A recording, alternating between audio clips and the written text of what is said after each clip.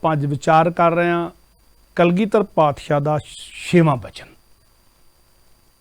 52 ਬਚਨਾਂ ਦੇ ਵਿੱਚ ਕਲਗੀਧਰ ਪਾਤਸ਼ਾਹ ਦਾ 6ਵਾਂ ਬਚਨ ਹੈ, ਗੁਰਬਾਣੀ ਦੇ ਅਰਥ ਪੜ੍ਹਨੇ ਗੁਰੂ ਘਰ ਦੇ ਵਿਦਵਾਨ ਸਿੱਖਾਂ ਪਾਸੋਂ। ਗੁਰਬਾਣੀ ਦੇ ਅਰਥ ਪੜ੍ਹਨੇ ਗੁਰੂ ਘਰ ਦੇ ਵਿਦਵਾਨ ਸਿੱਖਾਂ ਪਾਸੋਂ। ਅਸਲ ਵਿੱਚ ਗੁਰਬਾਣੀ ਸਿੱਖ ਦੇ ਜੀਵਨ ਦਾ ਆਧਾਰ ਹੈ। ਗੁਰਬਾਣੀ ਤੋਂ ਸਿੱਖ ਨੇ ਆਪਣੇ ਜੀਵਨ ਲਈ ਸੇਧ ਲੈਣੀ ਹੈ, ਆਪਣੀ ਜੀਵਨ ਜਾਚ ਬਣਾਉਣੀ ਹੈ ਗੁਰਬਾਣੀ ਦੇ ਅਨੁਸਾਰ, ਔਰ ਗੁਰਬਾਣੀ ਦੇ ਅਨੁਸਾਰ ਜੀਵਨ ਜਾਚ ਬਣਾਉਂਦਿਆਂ ਹੋਇਆਂ ਗੁਰਬਾਣੀ ਨੂੰ ਗੁਰੂ ਵੀ ਮੰਨਣਾ ਹੈ, ਗੁਰਬਾਣੀ ਨੂੰ ਨਿਰੰਕਾਰ ਵੀ ਮੰਨਣਾ ਹੈ।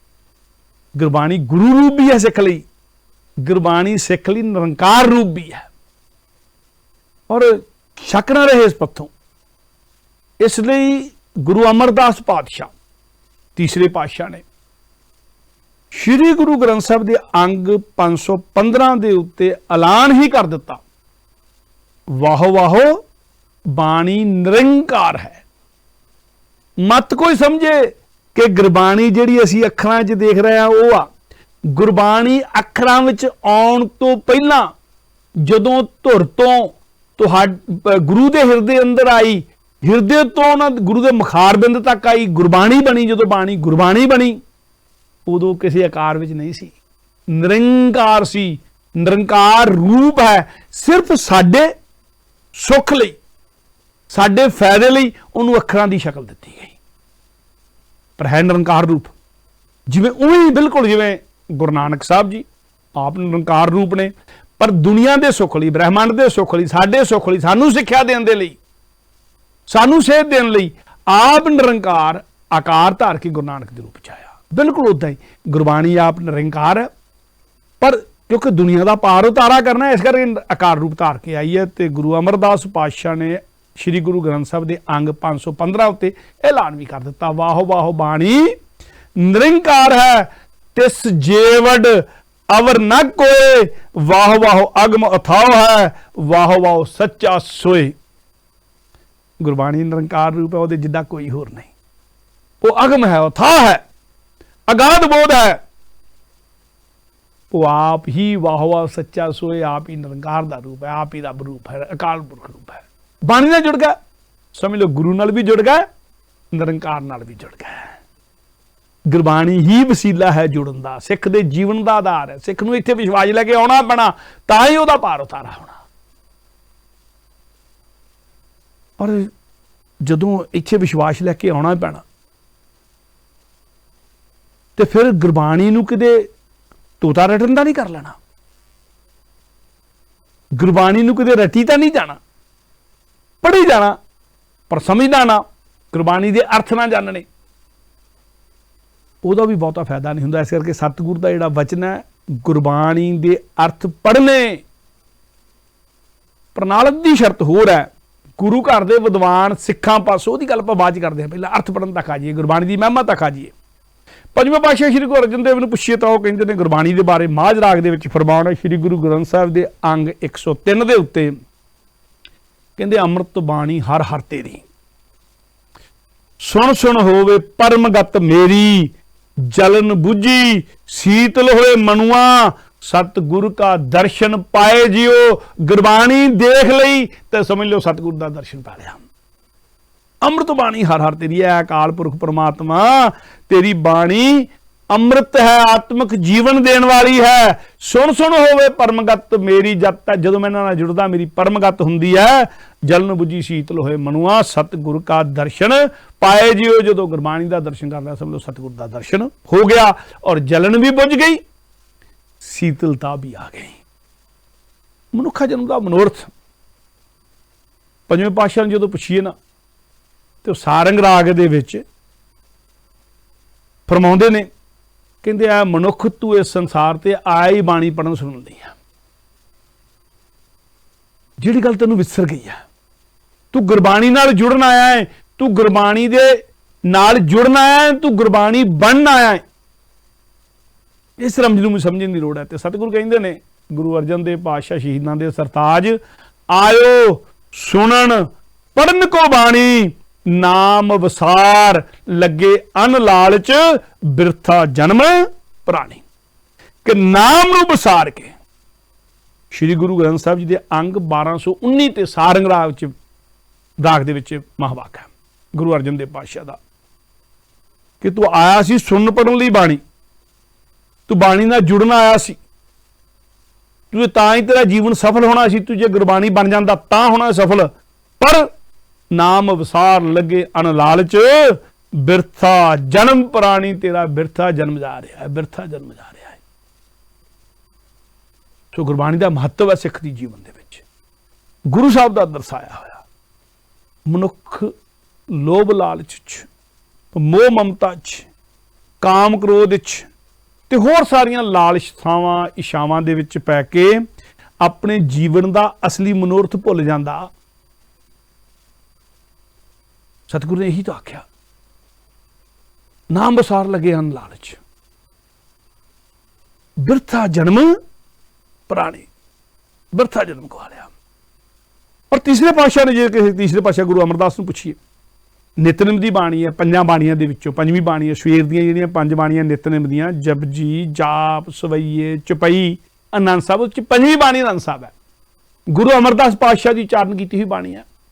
गुरु अमरदास पातशाह नितनेम की बाणी च आनंद साहब दे विच जिहड़ी कि श्री गुरु ग्रंथ साहब के रामकली राग च दर्ज है, और श्री गुरु ग्रंथ साहब के अंग 920 के उत्ते गुरु अमरदास का फरमान है इस आनंद साहब की बाणी के अंदर, रामकली आनंद के अंदर खड़ी जी, गुरु ग्रंथ साहब जुड़ के गल करनी।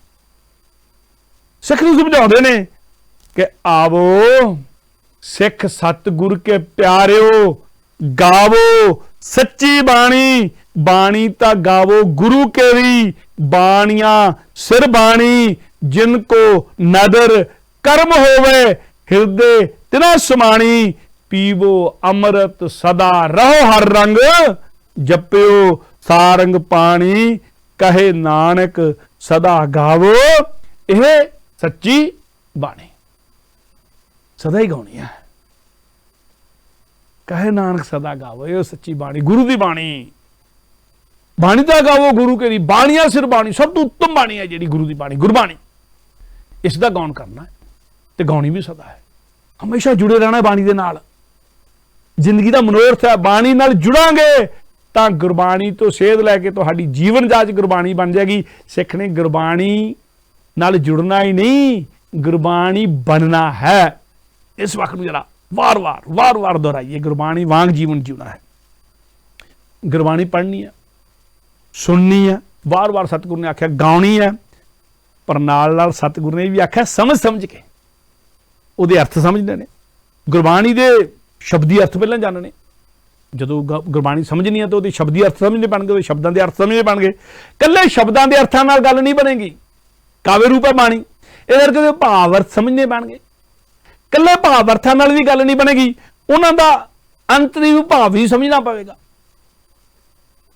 और अंतरी भाव समझना, देखो गुरबाणी नूं गाउणा पढ़ना सुनना गल वखरी, फिर गुरबाणी के अर्थ समझने आ, गुरबाणी के शब्दी अर्थ समझने आ, गुरबाणी के भाव अर्थ समझने आ, गुरबाणी का अंतरी भाव समझना है। जे गुरबाणी बनना, जे गुरबाणी मुताबिक जीवन ढालना था, अंतरी भाव समझना है। अनुभवी मनुख ही वो समझा सकते हैं।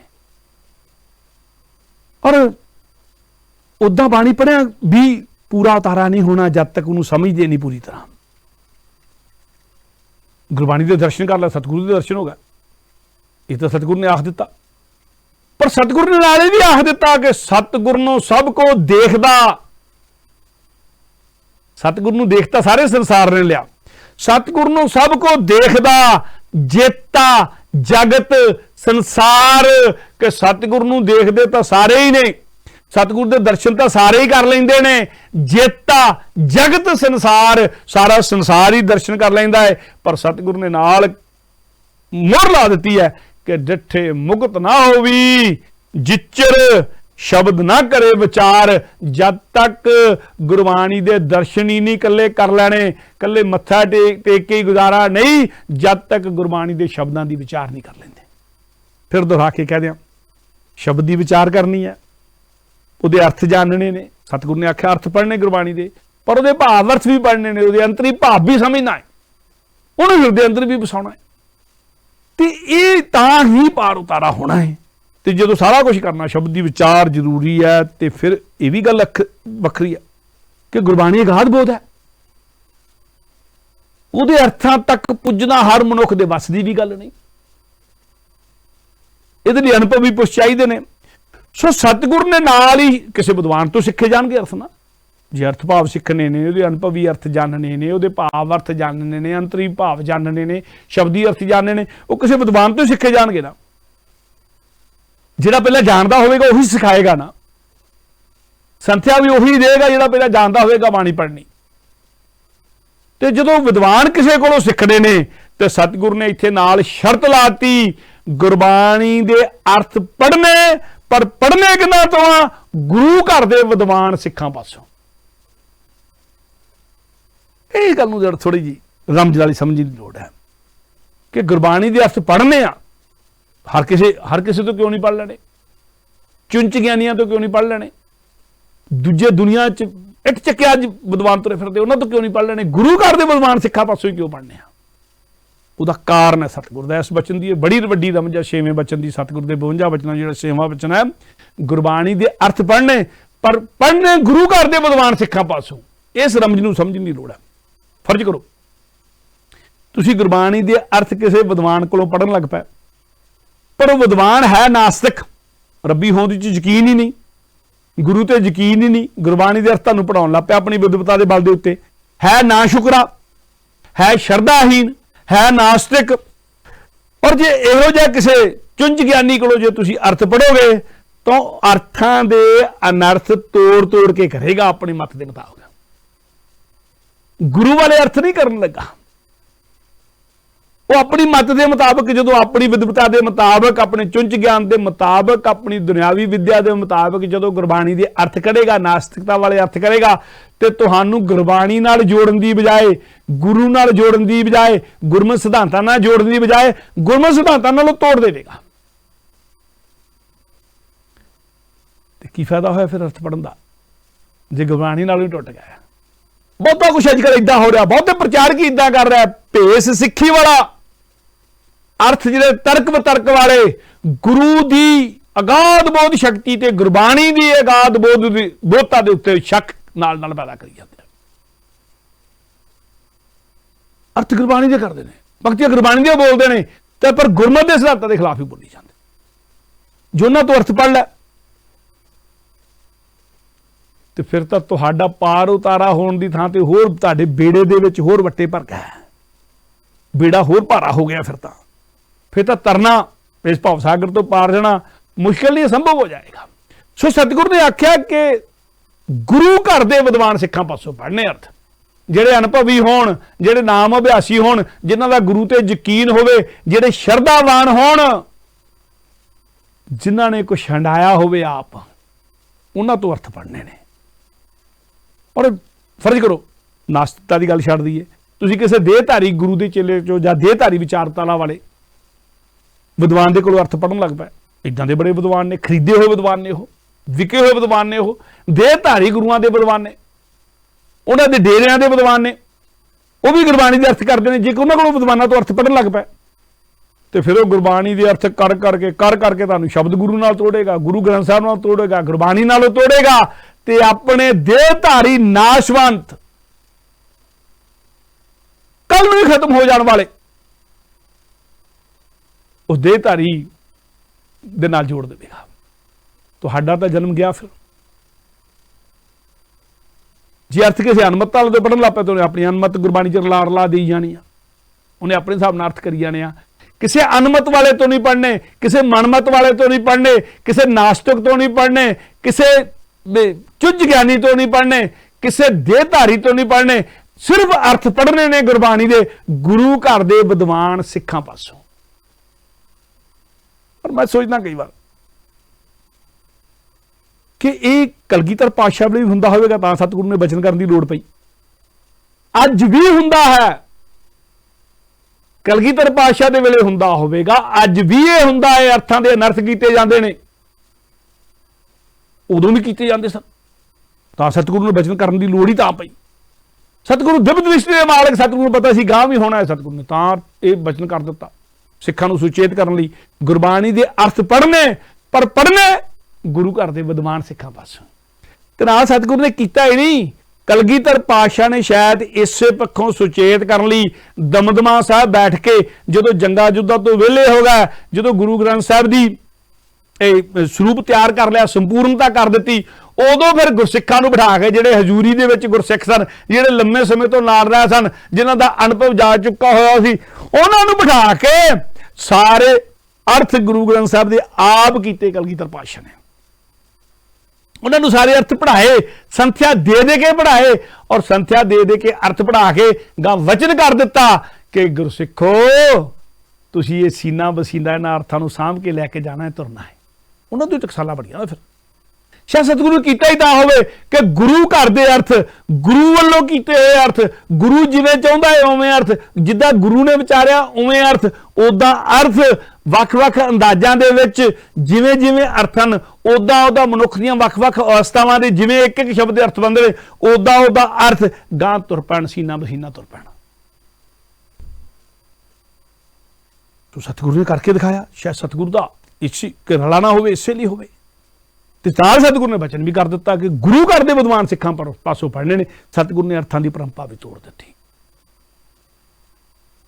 ਸੋ ਇਸ ਬਚਨ ਦੇ ਇਸ ਰਹੱਸ ਨੂੰ ਸਮਝਣ ਦੀ ਲੋੜ ਹੈ। ਇੱਕ ਗੱਲ ਹੋਰ ਬੜੇ ਪਿਆਰ ਨਾਲ ਸਮਝਣ ਦੀ ਲੋੜ ਹੈ। ਕਈ ਗੁਰਸਿੱਖ ਬਾਹਰ ਦੇ ਵਿਦਵਾਨ ਨਹੀਂ, ਸਿੱਖਾਂ ਦੇ ਵਿਦਵਾਨ ਹੀ, ਜਿਨ੍ਹਾਂ ਅਸੀਂ ਸਿੱਖਾਂ ਦੇ ਵਿਦਵਾਨ ਸਮਝਦੇ ਹਾਂ, ਉਹ ਅੱਜ ਕੱਲ੍ਹ ਬੜੇ ਜ਼ੋਰ ਸ਼ੋਰ ਨਾਲ ਪ੍ਰਚਾਰ ਕਰਨਾ ਸ਼ੁਰੂ ਹੋਇਆ। ਵੈਸੇ ਤਾਂ ਬੜੇ ਚਿਰ ਤੋਂ ਸ਼ੁਰੂ ਹੋਇਆ, ਉਦੋਂ ਤੋਂ ਲੈ ਕੇ ਜਦੋਂ ਤੋਂ ਪ੍ਰੋਫੈਸਰ ਸਾਹਿਬ ਨੇ ਸ਼੍ਰੀ ਗੁਰੂ ਗ੍ਰੰਥ ਸਾਹਿਬ ਦਰਪਣ ਤਿਆਰ ਕੀਤਾ ਸੀ, ਉਦੋਂ ਤੋਂ ਲੈ ਕੇ ਅੱਜ ਉਹ ਜਿਹੜੀ ਪਰਪਾਟੀ ਜਿਹੜੀ ਚੱਲੀ ਹੈ, ਉਹ ਬਹੁਤ ਸਾਰੇ ਗੁਰਸਿੱਖਾਂ ਦੇ ਵਿੱਚ, ਗੁਰਸਿੱਖ ਵਿਦਵਾਨਾਂ 'ਚ ਵੀ ਚੱਲ ਪਈ ਹੈ। ਉਹ ਕਹਿੰਦੇ ਆ ਕਿ ਗੁਰਬਾਣੀ ਦਾ, ਔਰ ਬੜੀ ਰਮਜ ਨਾਲ ਕਹਿੰਦੇ ਨੇ, ਬੜੇ ਤਰਕ ਨਾਲ ਕਹਿੰਦੇ ਨੇ, ਬੜੇ ਨਿਸ਼ਚੇ ਨਾਲ ਕਹਿੰਦੇ ਨੇ, ਬੜੇ ਵਿਸ਼ਵਾਸ ਨਾਲ ਕਹਿੰਦੇ ਨੇ ਆਪਦੇ ਵੱਲੋਂ ਕਿ ਗੁਰਬਾਣੀ ਦੇ ਇੱਕ ਸ਼ਬਦ ਦਾ ਕੇਵਲ ਇੱਕ ਹੀ ਅਰਥ ਹੋ ਸਕਦਾ। ਫਿਰ ਰਮੀ ਦੀ ਗੱਲ ਵਿੱਚੋਂ ਸਮਝੋ ਕਿ ਕਹਿੰਦੇ ਇੱਕੋ ਹੀ ਅਰਥ ਹੋ ਸਕਦਾ ਇੱਕ ਸ਼ਬਦ ਦਾ, ਤੇ ਉਹ ਅਰਥ ਉਹਨਾਂ ਨੇ ਆਪ ਕਰ ਦਿੱਤਾ। ਉਹ ਅਰਥ ਜਿਹੜਾ ਜਾਣਦੇ ਉਹ ਆਪ ਕਰ ਦਿੰਦੇ ਨੇ, ਕਈ ਆਪ ਆਪਦੇ ਕੋਲੋਂ ਕਰ ਦਿੰਦੇ ਨੇ, ਕਈ ਤੁਰਿਆ ਆਉਂਦਾ ਪਰਪਾਠੀ ਦੇ ਮੁਤਾਬਕ ਦਰਪਣ ਤੋਂ ਦੇਖ ਕੇ ਕਰ ਦਿੰਦੇ ਨੇ। ਕਹਿੰਦੇ ਅਰਥ ਇੱਕੋ ਹੀ ਹੋ ਸਕਦਾ, ਤੇ ਉਹ ਅਰਥ ਅਸੀਂ ਕਰ ਦਿੱਤਾ। ਇਹਦਾ ਮਤਲਬ ਕੀ, ਇਸ ਮਤਲਬ ਨੂੰ ਜ਼ਿਆਦਾ ਸਮਝੋ, ਥੋੜਾ ਜਿਹਾ ਗੁਰਬਾਣੀ ਨਾਲ ਜੋੜ ਕੇ ਸਮਝੋ। ਗੁਰਬਾਣੀ ਅਗਾਧ ਬੋਧ ਹੈ, ਇਹਦੇ ਨਾਲ ਜੋੜ ਕੇ ਜ਼ਿਆਦਾ ਸਮਝੋ। ਤੇ ਜੇ ਇੱਕੋ ਹੀ ਅਰਥ ਹੁੰਦਾ ਬਾਣੀ ਦੇ ਇੱਕ ਸ਼ਬਦ ਦਾ, ਤੇ ਉਹ ਅਰਥ ਉਹਨਾਂ ਨੇ ਕਰ ਦਿੱਤਾ, ਉਹਨਾਂ ਦੀ ਪਕੜ 'ਚ ਆ ਗਿਆ ਅਰਥ, ਉਹਨਾਂ ਨੇ ਉਸ ਅਰਥ ਨੂੰ ਪਕੜ ਲਿਆ, ਫੜ ਲਿਆ, ਫਿਰ ਗੁਰਬਾਣੀ ਅਗਾਧ ਬੋਧ ਤਾਂ ਰਹੀ ਨਾ। ਫਿਰ ਗੁਰਬਾਣੀ ਤਾਂ ਉਹਨਾਂ ਦੀ ਪਕੜ ਦੇ ਵਿੱਚ ਆ ਗਈ, ਉਹਨਾਂ ਦੀ ਮੁੱਠੀ 'ਚ ਆ ਗਈ, ਤੇ ਉਹਨਾਂ ਤੋਂ ਛੋਟੀ ਹੋ ਗਈ ਨਾ। ਫਿਰ ਅਣਜਾਣੇ ਦੇ ਵਿੱਚ ਜਾਂ ਜਾਣ ਬੁੱਝ ਕੇ ਘੋਰ ਪਾਪ ਹੋ ਰਿਹਾ ਗੱਲ ਕਹਿ ਕੇ ਕਿ ਗੁਰਬਾਣੀ ਦੇ ਇੱਕ ਸ਼ਬਦ ਦਾ ਸਿਰਫ ਇੱਕੋ ਹੀ ਅਰਥ ਹੈ, ਤੇ ਉਹ ਅਰਥ ਅਸੀਂ ਕਰ ਦਿੱਤਾ। ਆਪਣੀ ਹਉਮੈ ਨੂੰ ਪੱਠੇ ਪਾਈ ਜਾ ਰਿਹਾ। ਬੇਸ਼ੱਕ ਅਣਜਾਣੇ 'ਚ ਗੱਲ ਸ਼ੁਰੂ ਹੀ ਹੋਵੇ, ਬੇਸ਼ੱਕ ਕਿਸੇ ਚੰਗੇ ਲਈ ਗੱਲ ਸ਼ੁਰੂ ਕੀਤੀ ਹੋਵੇ ਕਿਸੇ ਵਿਦਵਾਨ ਨੇ, ਪਰ ਹੈ ਤਾਂ ਇਹ ਗੁਰਬਾਣੀ ਦੀ ਅਗਾਧ ਬੋਧਤਾ ਨੂੰ ਬਿਲਕੁਲ ਖਤਮ ਕਰਨ ਵਾਲੀ ਗੱਲ ਹੈ। ਇਸ ਗੱਲੋਂ ਸੁਚੇਤ ਹੋਣ ਦੀ ਲੋੜ ਹੈ। ਗੁਰਬਾਣੀ ਅਸੀਮ ਹੈ, ਗੁਰਬਾਣੀ ਅਗਾਧ ਬੋਧ ਹੈ, ਗੁਰਬਾਣੀ ਅਨੰਤ ਹੈ, ਉਹਦਾ ਅੰਤ ਤੱਕ ਨਹੀਂ ਕੋਈ ਪਹੁੰਚ ਸਕਦਾ, ਉਹਨੂੰ ਆਪਣੀ ਸੀਮਾ 'ਚ ਨਹੀਂ ਕੋਈ ਲਿਆ ਸਕਦਾ। ਤੇ ਫਿਰ ਇੱਕ ਅਰਥ ਕਰਕੇ ਹੀ ਕੋਈ ਮਨੁੱਖ ਦਾ ਕਹਿ ਸਕਦਾ ਗੁਰਬਾਣੀ ਦੇ ਇੱਕ ਸ਼ਬਦ ਦਾ ਇੱਕੋ ਹੀ ਅਰਥ ਹੋ ਸਕਦਾ, ਤੇ ਉਹ ਅਰਥ ਮੈਂ ਕਰ ਦਿੱਤਾ। ਇਹ ਬੇਸ਼ੱਕ ਨਾ ਹੀ ਕਿਹਾ ਹੋਵੇ ਕਿ ਮੈਂ ਕਰ ਦਿੱਤਾ, ਪ੍ਰਭਾਵ ਤਾਂ ਇਹੀ ਬਣ ਜਾਂਦਾ ਨਾ ਕਿ ਇੱਕੋ ਹੀ ਅਰਥ ਹੋ ਸਕਦਾ ਸ਼ਬਦ ਦਾ, ਤੇ ਉਹ ਅਰਥਾ ਪਿਆ ਜੇ।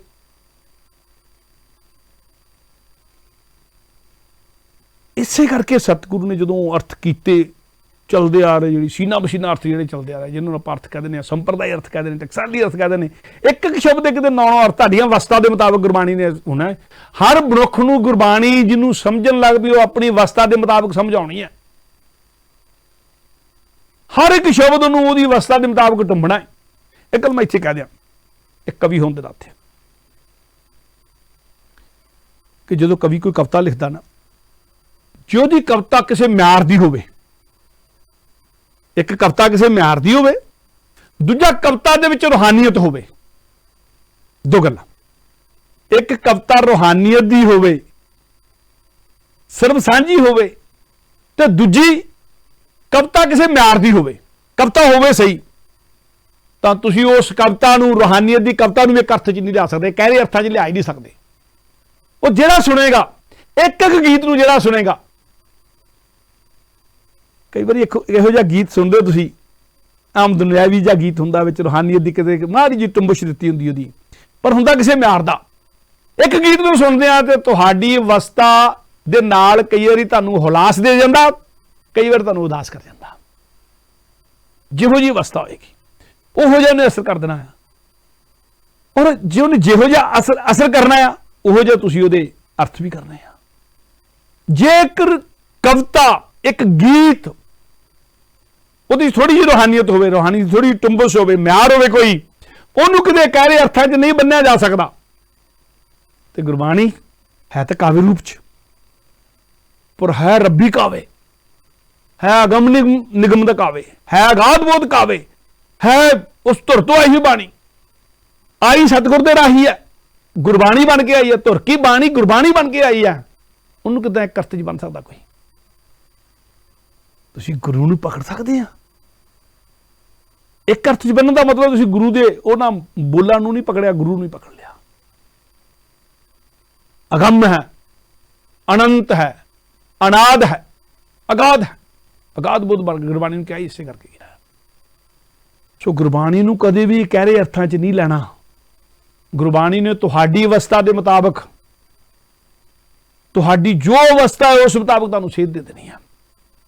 ਔਰ ਇਹ ਸੇਧ ਅੱਜ ਇੱਕ ਦਿਨ ਲਈ ਨਹੀਂ ਦੇਣੀ, ਇਹ ਜੁਗੋ ਜੁਗ ਟਲ ਸੇਧ ਹੈ। ਇਸੇ ਕਰਕੇ ਗੁਰਬਾਣੀ ਜੁਗੋ ਜੁਗ ਅਟਲ ਗੁਰੂ ਹੈ। ਇਸੇ ਕਰਕੇ ਗੁਰੂ ਗ੍ਰੰਥ ਸਾਹਿਬ ਜੁਗੋ ਜੁਗ ਅਟਲ ਗੁਰੂ ਹੈ। ਮਨ ਦੀ ਗੱਲ ਕਰਦਾ ਹੈ, ਮਨ ਦੀ ਗੱਲ ਫੜਦਾ ਹੈ, ਮਨ ਦੀ ਗੱਲ ਸੁਣਦਾ ਵੀ ਹੈ, ਤਦੇ ਆਪਾਂ ਅਰਦਾਸਾਂ ਕਰਦੇ। ਸੋ ਗੁਰਬਾਣੀ ਨੂੰ ਇਸ ਅਰਥਾਂ 'ਚ ਲੈਣਾ ਹੈ ਤੇ ਅਰਥ ਸਮਝੋਗੇ ਵੀ ਤਾਂ ਹੀ ਜੇ ਤੁਸੀਂ ਬਾਣੀ ਨਾਲ ਉਹਨਾਂ ਗੁਰਸਿੱਖਾਂ ਤੋਂ ਪੜ੍ਹੋਗੇ। ਗੁਰਬਾਣੀ ਦੇ ਸ਼ਬਦੀ ਅਰਥ ਹੀ ਇਕੱਲੇ ਸਮਝਦੇ, ਭਾਵ ਅਰਥ ਵੀ ਸਮਝਦੇ, ਅੰਤਰੀ ਭਾਵ ਵੀ ਸਮਝਦੇ, ਸਮਝੋਗੇ ਤਾਂ ਜਿਹੜੇ ਗੁਰੂ ਘਰ ਦੇ ਵਿਦਵਾਨ ਹੋਣਗੇ, ਜਿਹੜੇ ਅਨੁਭਵੀ ਵਿਦਵਾਨ ਹੋਣਗੇ, ਜਿਨ੍ਹਾਂ ਨੇ ਆਪ ਹੰਡਾਈ ਹੋਏਗੀ ਗੁਰਬਾਣੀ। ਇਸੇ ਕਰਕੇ ਸਤਿਗੁਰੂ ਦਾ ਇਹ 6ਵਾਂ ਬਚਨ ਹੈ, ਗੁਰਬਾਣੀ ਦੇ ਅਰਥ ਪੜ੍ਹਨੇ, ਗੁਰੂ ਘਰ ਦੇ ਵਿਦਵਾਨ ਸਿੱਖਾਂ ਪਾਸੋਂ ਪੜ੍ਹਨੇ ਤੇ ਸਿੱਖਣੇ। ਬਾਣੀ ਨਾਲ ਜੁੜਨਾ ਕਿੱਦਾਂ, ਉਹ ਆਪਾਂ ਗੁਰੂ ਰਾਮਦਾਸ ਪਾਤਸ਼ਾਹ ਤੋਂ ਪੁੱਛ ਲੈਣੇ। ਗੁਰੂ ਰਾਮਦਾਸ ਪਾਤਸ਼ਾਹ ਐਲਾਨ ਕਰਦੇ ਨੇ, ਕਹਿੰਦੇ ਗੁਰਬਾਣੀ ਦੇ ਵਿੱਚ ਇੱਕ ਨਹੀਂ ਅਨੇਕਾਂ ਰਤਨ ਨੇ। ਅਰਥ ਬਾਅਦ ਕਰਦੇ ਇਹਨਾਂ ਦੇ, ਸਮਝਣ ਦੀ ਗੱਲ ਬਾਅਦ ਚ ਕਰਦੇ ਆ, ਪਹਿਲਾਂ ਸ਼ਬਦ ਪੜ੍ਹ ਲੈਣੇ। ਗੁਰੂ ਰਾਮਦਾਸ ਪਾਤਸ਼ਾਹ ਦਾ ਸ਼ਬਦ ਹੈ, ਸ਼੍ਰੀ ਗੁਰੂ ਗ੍ਰੰਥ ਸਾਹਿਬ ਜੀ ਦੇ ਅੰਗ 442 ਤੇ ਹੈ। ਗੁਰੂ ਰਾਮਦਾਸ ਪਾਤਸ਼ਾਹ ਕਹਿੰਦੇ ਨੇ, ਰਤਨ ਪਦਾਰਥ ਬਹੁਤ ਸਾਗਰ ਭਰਿਆ ਰਾਮ, ਬਾਣੀ ਗੁਰਬਾਣੀ ਲਾਗੈ ਤਿੰਨ ਹੱਥ ਚੜਿਆ ਰਾਮ, ਗੁਰਬਾਣੀ ਲਾਗੈ ਤਿੰਨ ਹੱਥ ਚੜਿਆ, ਨਿਰਮੋਲਕ ਰਤਨ ਅਪਾਰਾ, ਹਰ ਹਰ ਨਾਮ ਅਤੋਲਕ ਪਾਇਆ, ਤੇਰੀ ਭਗਤ ਭਰੇ ਭੰਡਾਰਾ, ਸਮੁੰਦ ਵਰੋਲ ਸਰੀਰ ਹਮ ਦੇਖਿਆ, ਇੱਕ ਵਸਤ ਅਨੂਪ ਦਿਖਾਈ, ਗੁਰ ਗੋਬਿੰਦ ਗੋਬਿੰਦ ਗੁਰੂ ਹੈ, ਨਾਨਕ ਭੇਦ ਨਾ ਭਾਈ।